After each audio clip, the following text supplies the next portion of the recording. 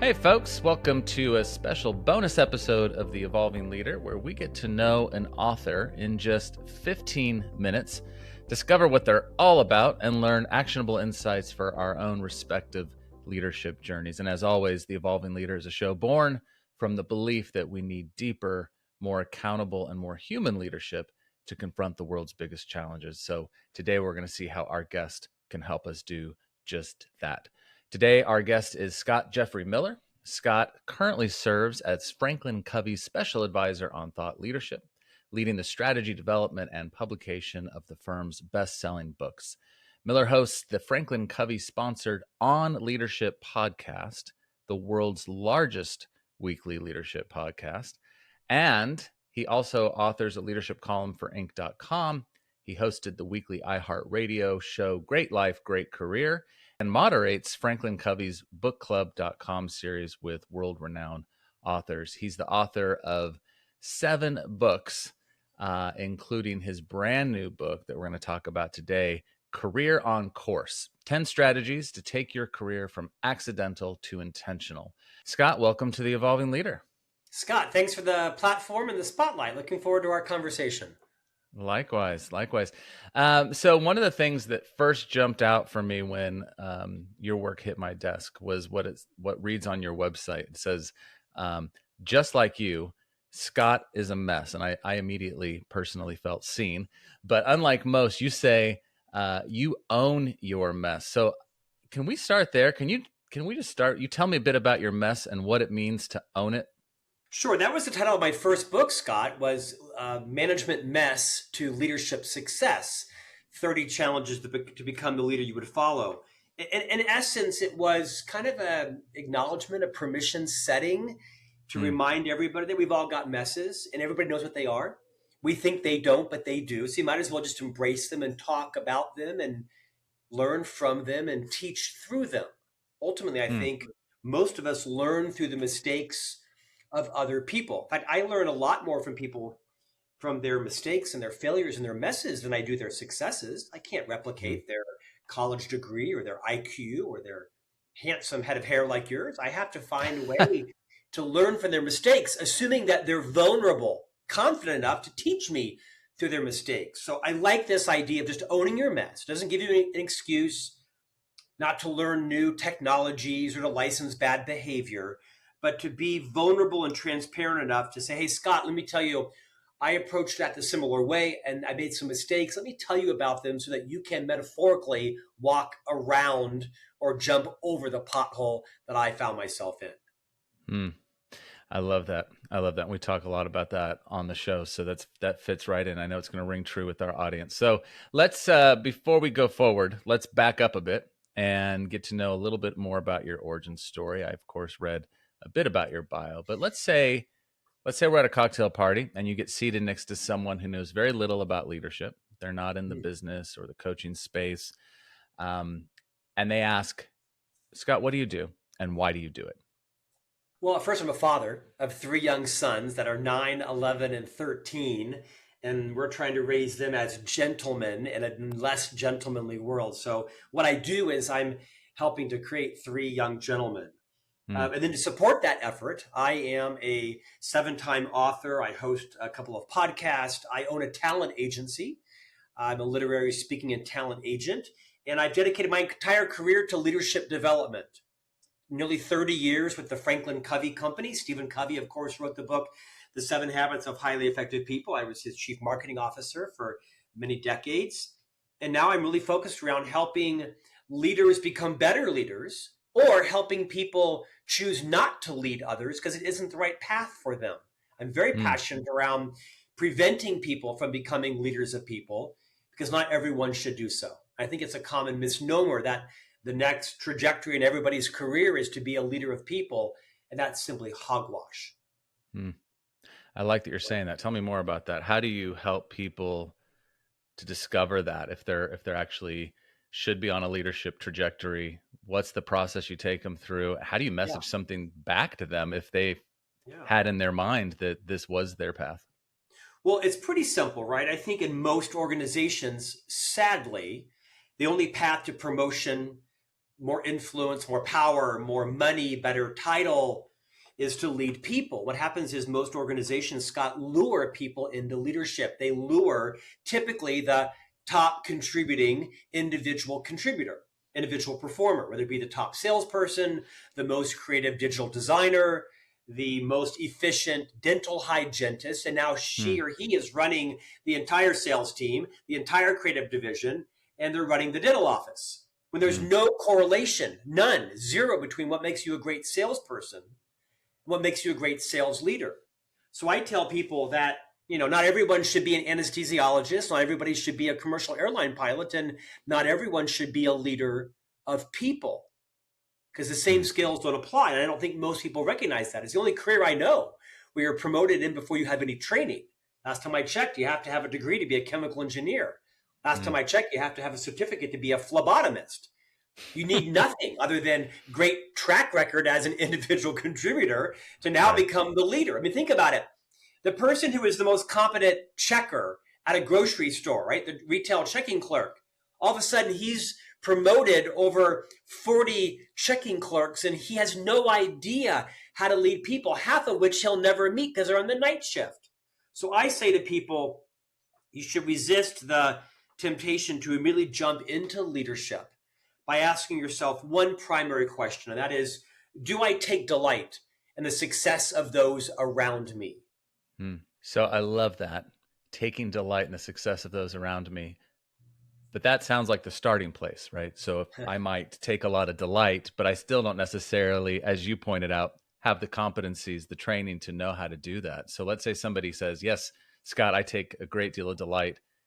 How can you help me become efficient at that? How do you help me become proficient at that? Well, the first thing I would say is it's about relationships. Leadership is about relationships. That's the business you're in, period. Your quarterly results, your EBITDA, managing the P&L, hiring, terminating, coaching, performance planning, all of that is an outgrowth of how well you are at developing relationships. And quite frankly, I think most of us suck at it. I think we think we're good at it, but most of us aren't. You used a word around how do we get more efficient about it. I actually think the right word is how do we get more effective about it? Because most individual contributors, Scott, are highly efficient, right? You managed your pipeline, you closed your deals, you executed your task list, and that's efficiency, which is an important professional competency. But it's also vital to recognize the difference between efficiency and effectiveness. You're efficient with systems and processes and things. You're efficient with texting and social media, submitting your expense report.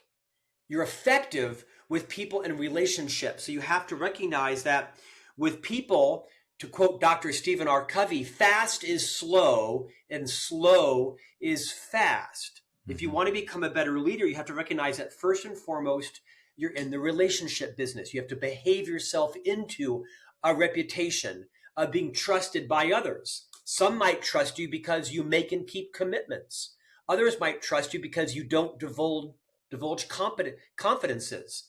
Others might trust you because you share the why behind the what. You have to selflessly understand what is everybody's sort of professional leadership language and then become that kind of leader to everybody that's on your team. It's a gargantuan amount of energy. Yeah. So what's I can hear the passion in what you're doing, and I've listened to your show a bit and read your words, and I know that it's deeply purposeful for you. But tell for our audience what draws you into this. What makes you feel accomplished and impactful in this work?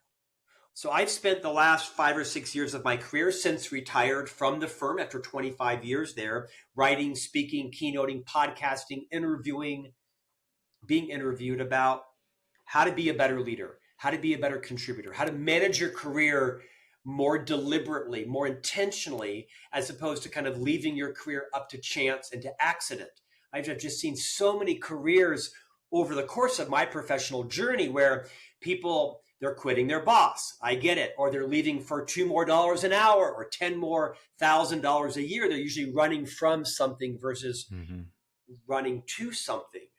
And so this most recent book, Career on Course, I collated, if you will, congealed 10 strategies that I think can help take your career much more intentional while still leaving room for serendipity, which is important in all careers, and how to, along the way, lead up, lead over, lead down, and build a career that you're proud of, and that actually knits together a lot of the episodic skills that we find when we're bouncing around every 18 months, which I highly discourage people from doing. Doesn't mean you have to stay in one company for 25 years like I did. But if you think about it, if the average career span is now 18 months, and you're going to have close to a 50-year career, assume, early 20s to perhaps even early 70s, you're going to have 25 jobs. That's 25 cultures, 25 leaders, 25 processes. I can't imagine having to learn how to get along with 25 different leaders over the course of my career. No, thank you. So give us, if you would, you talked about the 10 strategies without giving it all away in too much detail in our limited time. Can you give us a outline, a high-level synopsis of these 10 strategies? Yeah. Number one is know your professional values. This is somewhat controversial. Most people have heard the idea of having a list of personal values. Most people haven't written them down and committed them to memory. By the way, your values change with your roles. I know my values. They're committed to memory. PhilPal, PHILPAL, purpose, health, integrity, loyalty, positivity, abundance, and learning. Those are my 7 personal values. But I also have 3 professional values. Maximize my income, work with a brand I like and trust and respect, and work with people that I like and love. And you have to have 2 sets so that you know when they are aligned and when they are in conflict. Number 2 is about deciding if you're a specialist or a generalist. There isn't a right or a wrong. My brother was a chemical engineer. He got the badge, therefore favorite child. I was never anything my parents could understand. I was a realtor, and then I was in sales, and then in marketing, and then an author and a podcaster and a thought leader in air quotes. And now I'm an agent. To this day, my parents have no idea how I earn money. The third strategy is to really become more self-aware, what it's like to work with you, what it's like to lead you, what it's like to be married to you, what it's like to partner with you on a project, what it's like to go on a sales call with you. So this is probably my favorite chapter, is because most of us, in my experience, aren't remotely as self-aware as we need to be if we believe we are in the relationship business. And whether you are a formal leader or not, if you're working with vendors and clients and suppliers, if you're collaborating with other people in your company, you are in the relationship business. I think it would be a great place to land the show with some more of your insights on how people might do that. John and I talk all the time on the show about awareness. We've studied it. We've written about it. The research out there suggests that only sort of, around 15% of people are truly self-aware. So, we think we know all these things about ourselves, but I love the word that you're using right there, which is study.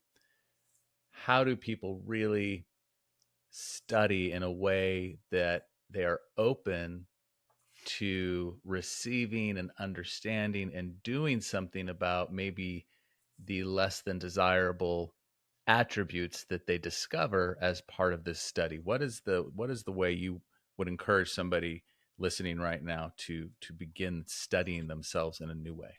A couple of thoughts. I'll try to keep it brief. One is first to recognize that you're not the best at everything, and it's okay. You're going to have deeply ingrained personality traits and communication styles and personality styles. Quite frankly, they're probably imprinted on you from your parents or your caregivers, and they were coping mechanisms. Second is to ask other people that you trust, people you trust that have your best interest at heart. Ask them, what's it like? What are some things I do that bug you? What are some things that I do that diminish my credibility? Are there behaviors and patterns you see in me that are holding me back from what you think I could accomplish? Find some people. In the book, I call it your team of 8. 4 personally, 4 professionally. Go to them and say, what are the things I do that delight you? And what are the things that I do that annoy you? And then write them down. Don't deflect them. Ask for more context. That's really good. Really helpful. Scott, thank you so much, folks. Order your copy right now of Career on Course, 10 strategies to take your career from accidental to intentional. It is really insightful, really actionable, And Scott, we appreciate you spending a bit of time with us today. My honor. Thank you, Scott. Thank you.